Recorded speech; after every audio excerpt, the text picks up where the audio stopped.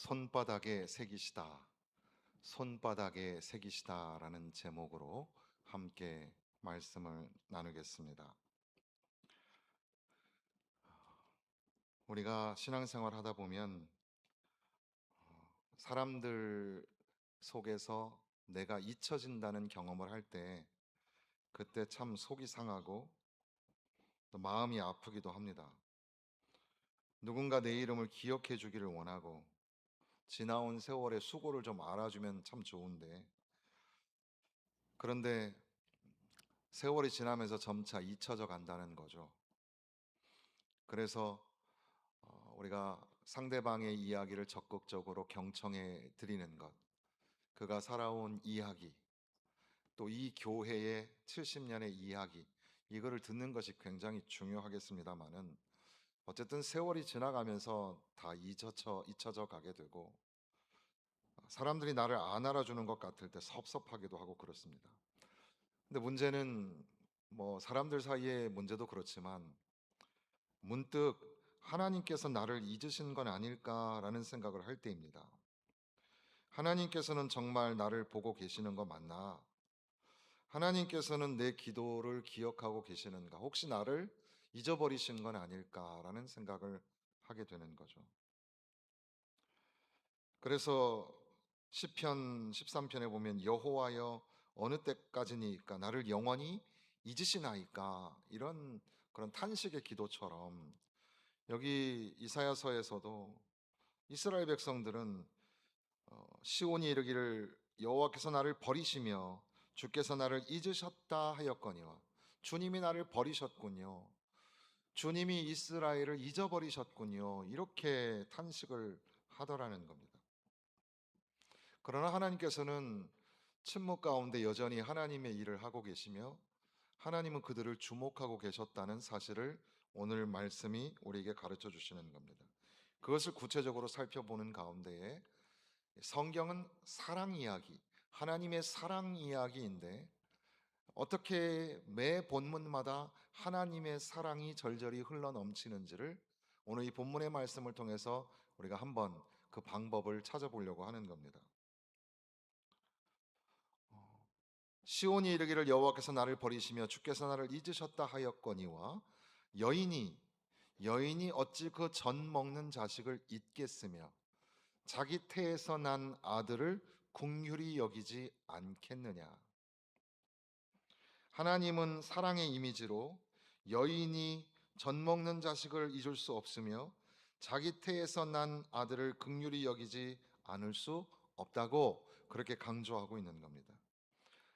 한 번쯤 들어보셨을 텐데 이 긍휼히 여기다라는 말에 사용된 라함이라는 말은 이 레헴이라는 어머니의 모태 또는 자궁을 의미하는 단어입니다. 그러니까 하나님의 긍휼을 설명하는 데 있어서 어머니의 태와 그 아가가 겹쳐져 있는, 바로 그것을 통해서 하나님이 그 백성들을 얼마나 사랑하시는지를 보여주는 건데요. 자기 태에서 난 아이를 어머니가 잊을 수 없는 것처럼, 그렇게 사랑하시는 것처럼, 놀라운 것은 이 문법이 그들이 혹시 잊을지라도 나는 너를 잊지 않겠다. 어떻게 젖먹이 아이를 잊을 수 있겠습니까? 어떻게 어떻게 그 내가 이 산고의 고통을 가지고 출산을 하게 된 그 아이를 잊어버릴 수 있겠습니까? 그런데 설령 잊어버렸을지라도, 요즘에 커가는 아이들 보면은 어, 이제 어린 아가들을 태우고 다니는 그 부모들이 지금 얼마나 힘들겠어요?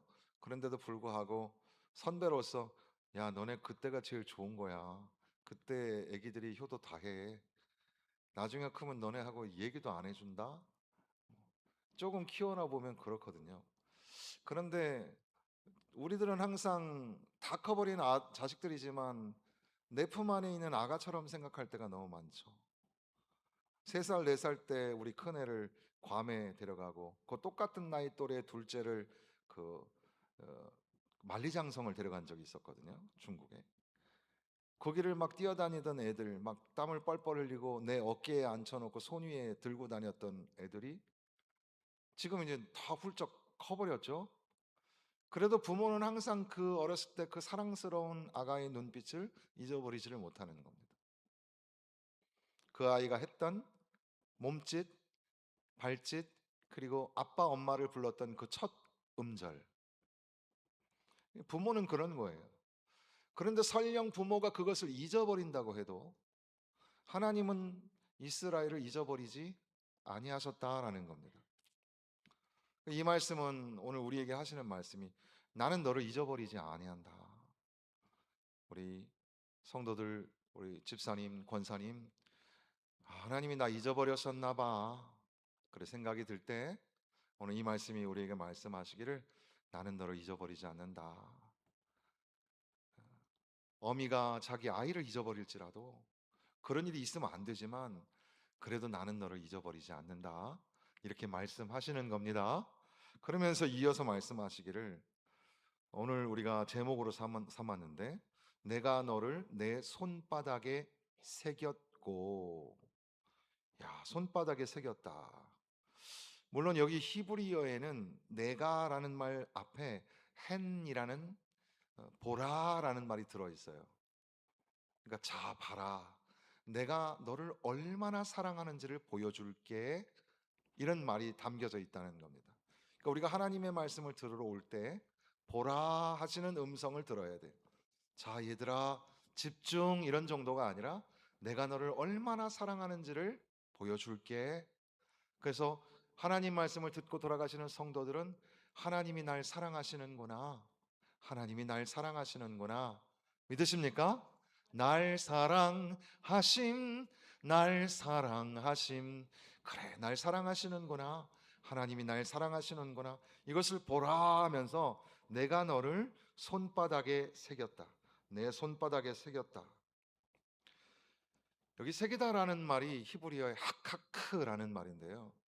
하카크라는 말은 각인하다, 새기다라는 말인데, 음, 그 여러분 그 로제타 스톤이라고 대형 박물관에 가면은 돌 하나가 이게 있죠.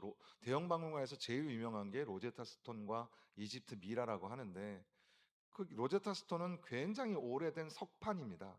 거기에는 세 개의 언어가 적혀져 있는 건데요. 아주 깨알같이 언어가 적혀져 있습니다. 어떻게 거기다 그런 걸 적었을까 싶죠. 그런데 그것뿐 아니라 대리석판에 한 기원 후 한 3, 400년 전에 발견된 십계명 같은 것도 보면 어떻게 저기다 저렇게 정밀하게 글을 새겼을까? 뿐 아니라 서양만 그런 게 아니라 동양에도 중국이나 일본의 석판도 요번에 그 미술관을 가서 보니까 중국의 석판들도 보니까 굉장히 두꺼운데 거기다가 기록을 다 한 거예요.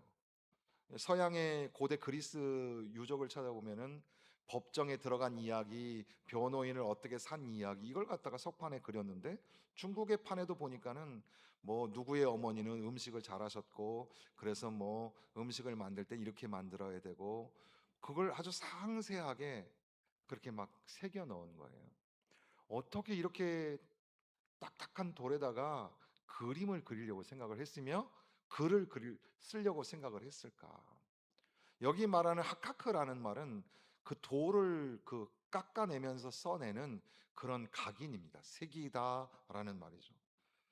이 히브리어에 카타브라는 쓰다라는 말이 있어요.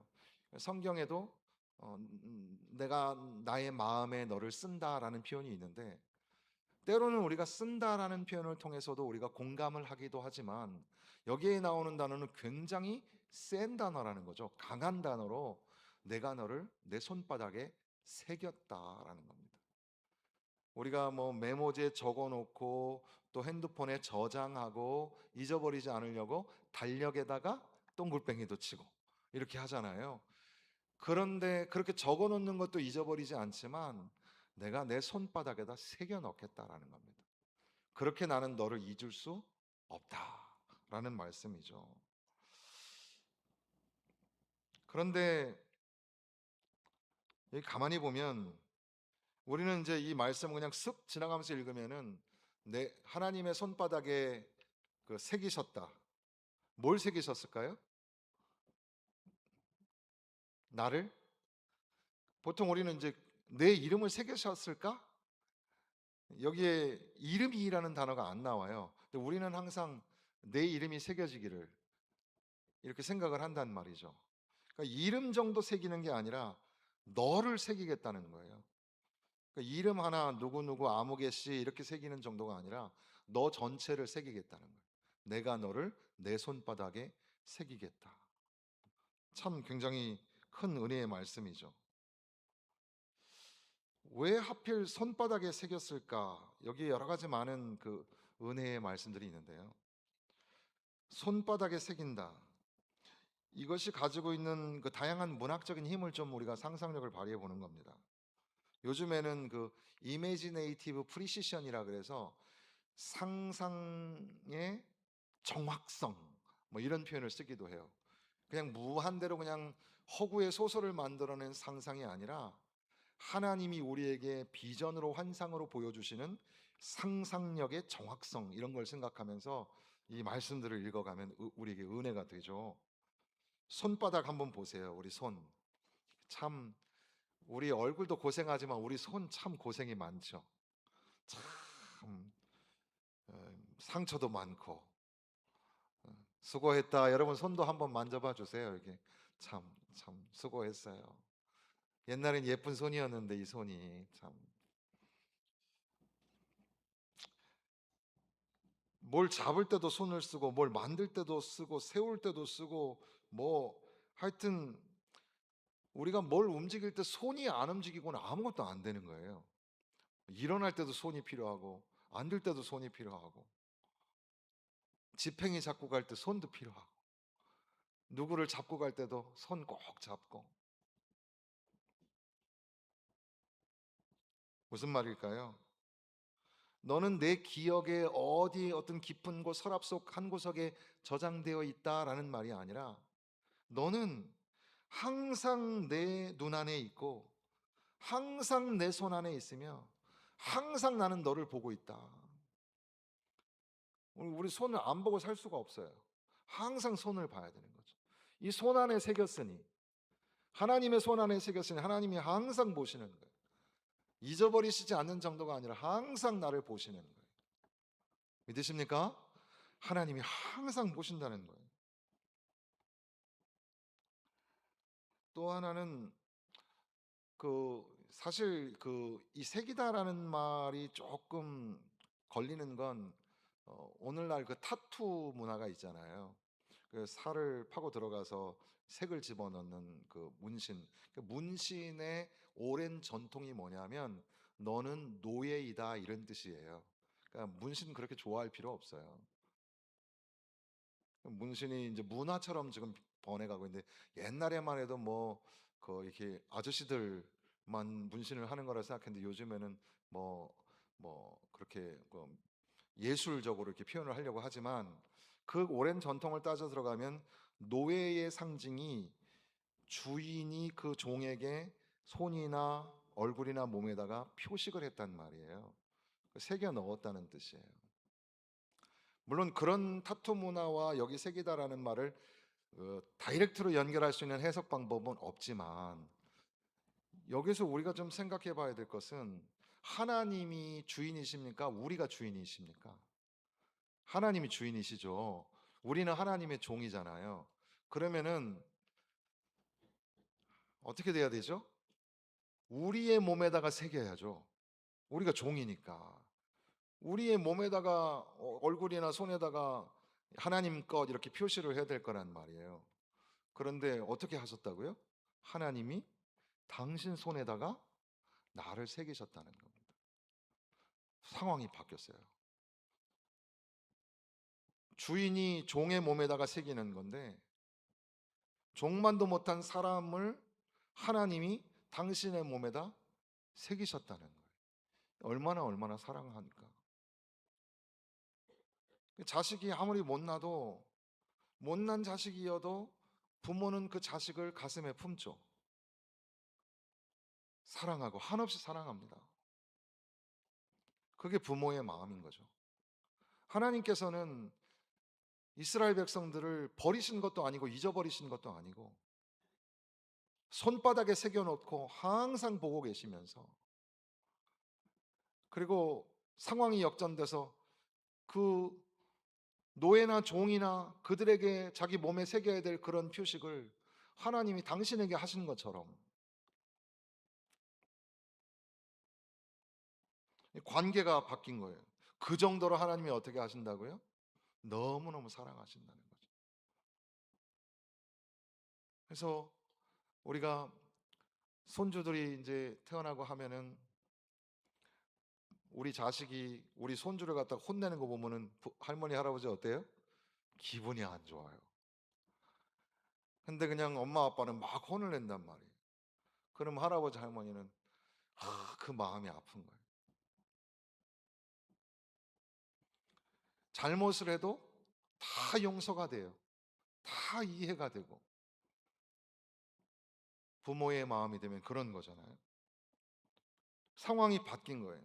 그래서 사실 부모님이 하나님 같고 부모님의 부모님인 할머니 할아버지가 하나님 같은데, 요즘 세상은 어떻게 됐어요?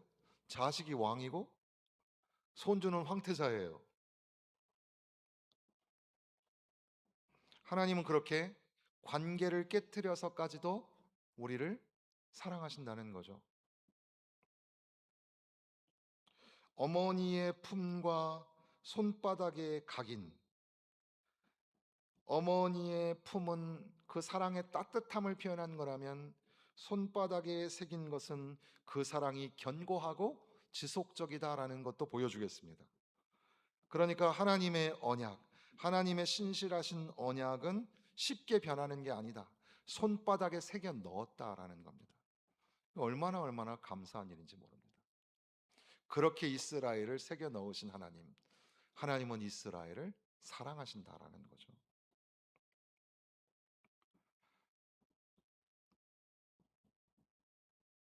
어, 결론에 가서 다시 한번 생각하고 그 15절에 보면 16절에 보면 너의 성벽이 항상 내 앞에 있나니, 이 말씀을 잠깐 보겠습니다. 너의 성벽이 항상 내 앞에 있다. 하나님께서는 내가 너를 손바닥에 새겼다라는 말씀으로 끝나시는 게 아니라 너의 성벽이 항상 내 앞에 있다 이렇게 말씀하신다는 말이죠. 이 문장도 굉장히 중요한데, 하나님께서는 시온이라는 존재만 기억하는 게 아니라 그 시온이 처하고 있는 현실까지도 보고 계신다는 겁니다. 너를 새겨 넣었을 뿐 아니라 너의 성벽을 바라보고 있다는 거예요. 근데 이 성벽이 어떤 성벽이냐 하면 안전과 보호와 그 공동체의 정체성을 보여주는 그런 성인데, 성벽인데, 그 성벽이 어떻게 됐습니까? 무너졌어요. 그 성벽이 무너져서 황폐한 가운데 있는 거예요. 근데 하나님이 지금 뭘 보신다고요? 성벽을 보신다고요. 여러분, 너의 성벽이 항상 내 앞에 있다. 하나님께서는 바벨론에 의해 파괴된 예루살렘 성벽을 계속 보고 계신다는 거예요. 그 말은 이스라엘 백성들이 당하고 있는 실제적인 고통과 탄식과 눈물과 울음을 주님이 보고 계신다는 거죠. 너의 성벽이 내 앞에 있다. 무너진 성벽이 내 앞에 있다. 하나님은 여러분들의 눈물을 외면하지 않으세요. 하나님께서는 여러분의 고통과 고난을, 남모르게 흘리는 눈물을 주님은 다 아신다는 겁니다. 하나님의 시선은 계속해서 그 성벽을 바라보고 계신 거예요. 무너진 성벽을 바라보고 계신 거예요. 어떻게 하시려고요? 언젠가 그 성벽이 다시 견고하게 세워지기를, 우리의 눈물에서 눈물을 닦아 주시고, 눈에서 우리의 마음을 쓸어 위로해 주시고 다시금 새롭게 일어날 수 있도록 하나님께서는 계속해서 우리를 지켜보고 계신다는 거죠. 설령 그 자리가 실패한 자리고 아픔의 자리고 무너진 성벽의 자리일지라도 하나님은 계속해서 그 성벽을 바라보고 계신다는 겁니다. 시온이 말하기를 하나님은 보지 않으시는 것 같아. 근데 하나님께서는 아니야, 나는 너를 계속 보고 있어. 하나님은 나를 잊으신 것 같아. 예루살렘이 말할 때 하나님께서는 내 성벽이 무너진 순간, 난 단 한순간도 나는 너를 외면한 적이 없어. 똑같은 그림이라도 폐허의 그림으로 보느냐, 회복의 청사진으로 보느냐. 전쟁으로 인하여서 무너져 버린 성벽을 볼 때 폐허의 그림으로 볼 것인가, 회복의 청사진으로 볼 것인가. 너의 성벽이 항상 내 앞에 있다라는 말씀 속에서 단순히 이 성벽이 무너져 버렸습니다라는 그런 사건의 보도 자료가 아니라, 영어 어떤 학자는 R이라는 단어로 ruins가 아니라 restoration이다 이렇게 말을 하면서, 폐허가 중요한 게 아니라 회복이 중요하다. 하나님은 계속해서 너의 성벽을 보신다. 무너진 자리를 보시는 이유는 너를 회복시키시려고, 너를 다시 살아나게 하시려고 하나님은 계속 보고 계신다는 겁니다. 내가 너를 손바닥에 새겼다. 다시 한번 생각해 보면,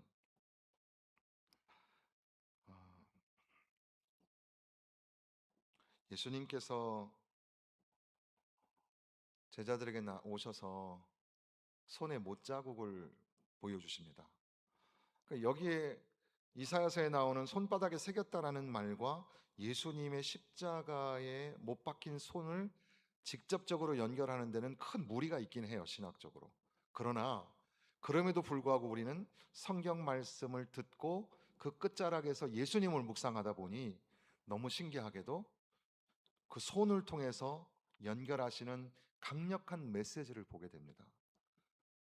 예수님께서 손바닥에 못이 찔려서 피를 쏟으시면서 죽게 되시는데, 그렇게 하시기까지, 아들을 내어 죽게 하시기까지 우리를 하나님이 사랑하신다. 하나님이 너무너무 사랑하셔서 그 손에 못자국을 새겨 넣으시고 허리에 창자국을 찔러 넣으셨다는 겁니다. 그 찔림은 우리의 허물 때문이고 그 상함은 우리의 죄악 때문이라라는 고난받는 종의 이야기가 곧이어 이사야 52장 53장에 등장하게 됩니다. 요한복음 20장 20절에 보면 손과 옆구리를 보이시니 제자들이 주를 보고 기뻐하고 도마에게도 내 손가락을 이리 내밀어 내 손을 보라. 손바닥에 새겼다는 말씀은 하나님이 절대로 너를 잊어버리지 않겠다라는 말씀이고, 다시금 너를 회복시키겠다는 언약의 약속의 말씀입니다. 그것을 직접적으로 구속사적으로 연결하는 데는 무리가 있음에도 불구하고 동시에 이 두 그림을 보면서 우리는 알게 되는 것은, 하나님은 그렇게 이스라엘을 사랑하시고 하나님은 아들을 내어 죽게 하시기까지 우리를 사랑하신다는 것을 발견하게 된다는 겁니다. 내 손을 보라. 내가 너를 새겨 넣었다. 예수님께서도, 부활하신 주님께서도 내 손을 보라. 하나님 아버지께서 너를 이렇게 사랑하신다. 십자가는 하나님의 사랑의 최종적인 증거가 아니겠습니까? 우리가 아직 죄인 되었을 때에 그리스도께서 우리를 위하여 죽으심으로 하나님께서 우리에 대한 자기의 사랑을 확증하셨느니라. 십자가가 최종적인 사랑의 증거라는 거죠. 십자가를 바라보면서 내가 너를 손바닥에 새겼다, 이렇게 우리가 상상을 해볼 수 있지 않겠습니까? 자기 아들을 아끼지 아니하시고 우리 모든 사람을 위하여 내주신 이가 어찌 그 아들과 함께 모든 것을 우리에게 주시지 않겠느냐. 환난과 곤고와 박해와 기근과 위험과 칼이라도 우리를 그리스도 예수 안에 있는 하나님의 사랑에서 끊을 수 없으리라 선언을 합니다. 하나님은 우리를 그렇게 사랑하신다는 거죠. 이스라엘과 시온은 주님이 나를 잊으셨어 라고 탄식을 합니다. 그런데 하나님 말씀은 나는 너를 잊지 않았다.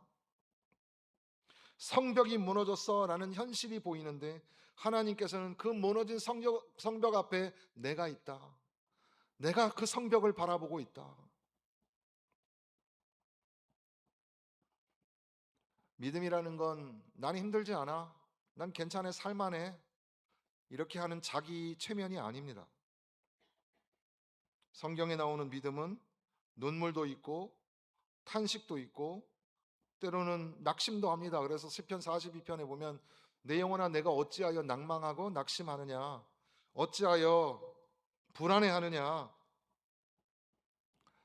우리도 신앙생활하다 보면 눈물도 있고 탄식도 있고 원망도 있고 낙심도 합니다. 우리의 감정이 다 끝났어, 하나님이 날 잊어버리신 것 같아 라고 하는 그 시간이 와도 하나님은 여전히 일하시는 것을 믿으시기를 바랍니다. 하나님은 그 이스라엘을 손바닥에 새겨 넣으시는 것처럼 아들을 내어 십자가에 죽게 하시기까지 우리를 사랑하신다는 거죠. 여전히 우리는 탄식하고 원망하고 우웁니다. 그러나 하나님께서는 아니야, 내가 널 사랑해, 내가 널 사랑한다. 때로는 우리가 다른 사람의 사랑에 굶주리고 자녀들도 우리를 사랑해 주지 않는 것 같고 사람들이 나를 무시하는 것 같을 때도 하나님께서는 저와 여러분을 향하여 나는 너를 사랑한다, 나는 너를 사랑한다, 그렇게 말씀하시는 겁니다. 하나님의 손바닥에 새겨진 그 사랑을 기억할 때 우리는 역시 하나님이 그렇게 사랑하시는구나 라는 것들을 깨닫게 될 때 비로소 우리도 사랑의 열매를 맺으면서 살아갈 수 있지 않겠습니까?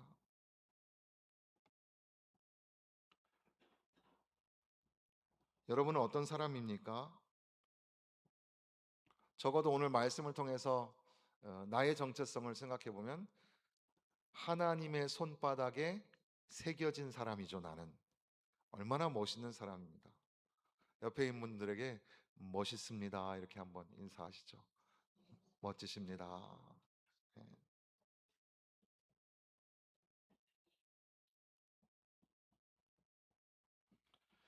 내가 너를 잊지 않는다, 내가 너를 잊지 않는다라는 말보다 더 강한 문학적인 표현이 내가 너를 손바닥에 새겨 넣었다, 그런 말씀이잖아요. 그러니 손바닥에 새기시다 이 말씀을 생각할 때마다 하나님이 나를 그렇게 사랑하시는구나. 사실 우리가 하나님을 향하여 사랑한다고 말하지만 사실은 하나님은 사랑꾼, 하나님은 사랑쟁이, 하나님은 열렬히 우리를 사랑하시는 분이죠. 하나님은 우리를 너무너무 사랑하십니다.